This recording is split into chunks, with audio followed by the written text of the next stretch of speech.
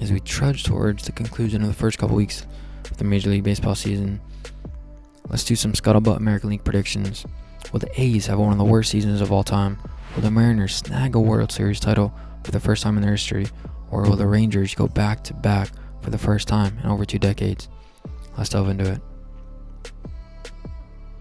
Starting with the American League West, this division may be one of the more top-heavy ones of all time, with the reigning champs in Texas, perennial contenders in Houston, participants of 6 straight American League pennant games, and even everybody's sleeping giant, the upstart Seattle Mariners, while obviously the other 2 squads in Oakland and LA will be fighting for the worst record in all the ball. With that said, I like the Rangers to take home the crown, as I would just not disrespect the World Series champs despite losing their arguable postseason hero in Jordan Montgomery.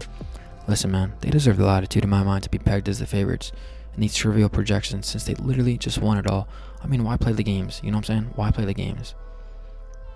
Now, pertaining the tangibles on the field to validate this pick, their lineup is one of, if not the deadliest in all of ball, spearheaded by up-the-middle combo Marcus Semien and Corey Seager, not to mention the addition of the lineup 2-time top 10 prospect, 22-year-old Wyatt Langford, who's replacing Mitch Garver in the lineup.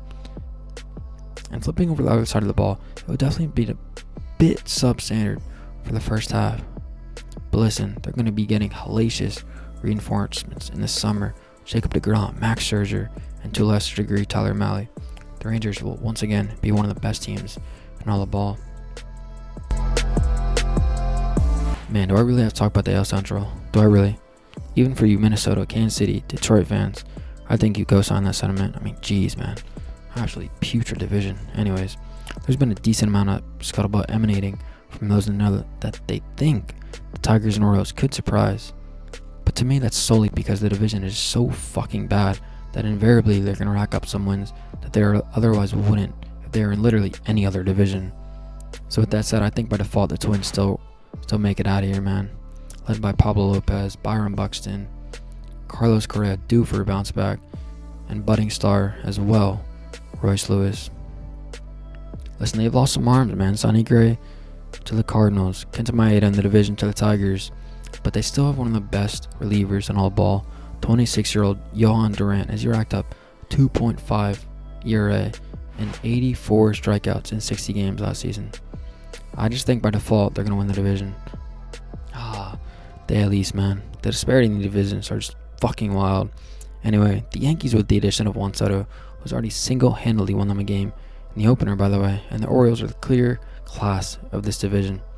And for me, as it's going to be nip and tuck all season, I think the delineation for me, what put them over the top, was the loss of Garrett Cole for the first couple months. And I think it's going to put the Orioles over the top, especially supplemented by the addition of Corbin Burns. Listen, the Orioles are due, man. They're due. Those youngins are just going to get better and better. Superstar catcher Adley Rutschman, Ryan Mountcastle, Gunnar Henderson, and the eventual arrival top prospect Jackson Holliday and all the ball, man, are just too nasty. And I do think Craig Kimbrell will mitigate the loss of Felix Bautista at the end.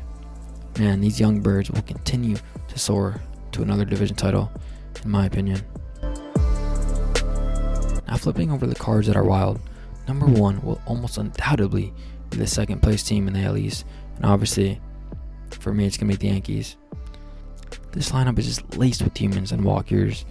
Anthony Rizzo, Juan Soto, Alex Verdugo, and Gleyber Torres, and I think they're going to be motivated as hell, especially coming off the putrid season last year, going 82-80. Encompassing all that, Aaron Judge in the meat of his prime as well. Man, the lineup is just stacked, as we've seen the first week of the season. The rotation does give you trepidation. Nestor Cortez, Carlos Rondon, and whoever Clark Schmidt is. But I do think the arrival of Garrett Cole in the mid to late summer will catapult this team into the playoffs. The Toronto Blue Jays are quietly under immense amount of pressure this year, as they've underperformed, wait for it, immensely the last couple of years. However, I'm just not going to sleep on the talent, man, and I do think this is the year that they finally cracked through.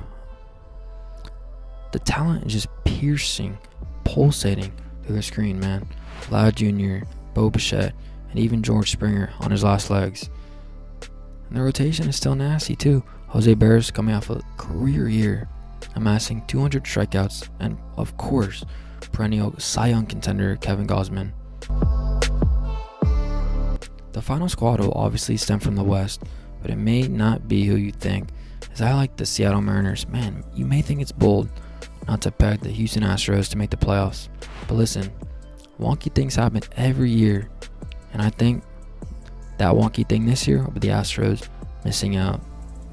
And to amplify with some tangible reasons, obviously Justin Verlander is going to be out for the majority of the year, and the lineup, man, it's top heavy as hell. Quietly, they're not known for their deadly lineup anymore, other than Yordan Alvarez and Jose Altuve.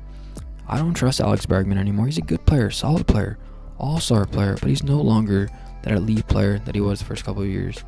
And quietly, not to mention, the arms do scare me, as Framber Valdez and Christian Javier had substandard years last season, man. So I do think Josh Hader mitigates that a bit. Obviously, he's incredible, but I don't see them making the playoffs. I really don't. They're not going to have a putrid year, but mid-80s, barely sneaking in, potentially missing out, I think that's more than feasible.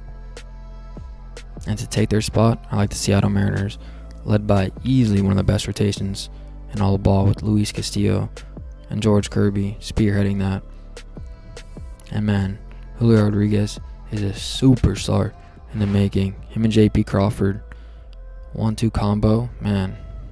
Don't sleep on Seattle. Alright, what do y'all think? Thanks for watching as always, and peace out.